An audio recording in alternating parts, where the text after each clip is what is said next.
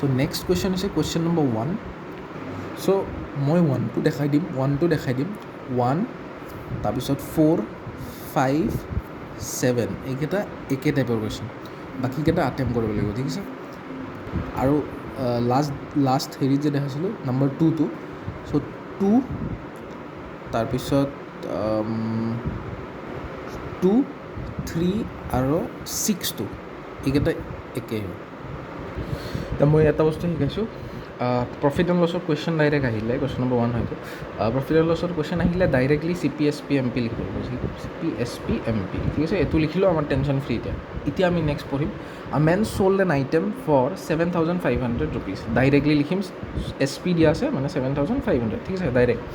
Next, and incurred a loss of 25%. Loss of 25%, ক'ৰ পৰা loss হ'ব? CPৰ পৰা, কাৰণ CP আৰু SPৰ মাজতহে লছ প্ৰফিট থাকে. তো লছ মানে মাইনাছ 25% হ'ল. চ' এতিয়া কি সুধিছে, এটা টুইষ্ট দিছে কি at what price should he have sold the item to have gained a profit of 25%. মানে কিমান দামত মানে কিমান SPত সি বেচিলে তাৰ 25% প্ৰফিট হ'ল. মানে ছাপ'জ এইটো CP, চেম কেছ চিনাৰিঅ', এইটো SP, ঠিক আছে. তো কিমান SPত বেচিলে তাৰ 25% প্ৰফিট হ'ল, ঠিক আছে. তো এইটো দুটা কেছ বনি গ'ল. আমি কি কৰোঁ, ছেকেণ্ডটো বাৰু বৰ্তমান পাহৰি যাওঁ, যোনটো প্ৰথম দিয়া আছে কিভেন কি দিয়া আছে, SP দিয়া আছে আৰু লছ দিয়া আছে. আমি ইজিলি CP ওলাব পাৰিম, হয় নে নহয়? CPটোৱে আমাক লাগে, তো আমি CP ওলাম. এতিয়া 25% লছ, 25%ৰ ভেলু কি? 1/4, 1/4. লছ হোৱা মানে -1 মানে কি 3/4.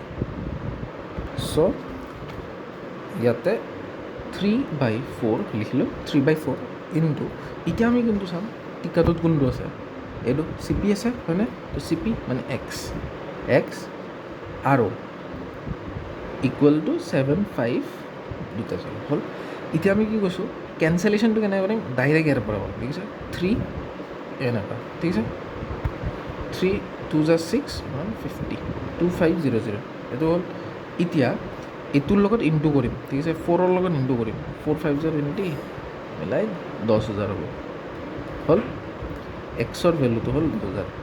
এতিয়া কি কৰিম, নেক্সট হৈছে, চ' X যে 10,000 পালোঁ, Xটো কি হয় একচুৱেলি, CP হয় নে নহয়? চ' CPটো আমি কিমান পালোঁ, 10,000 হ'ল. এইটো ফিক্স, এই CPটো আমি 10,000 পালোঁ.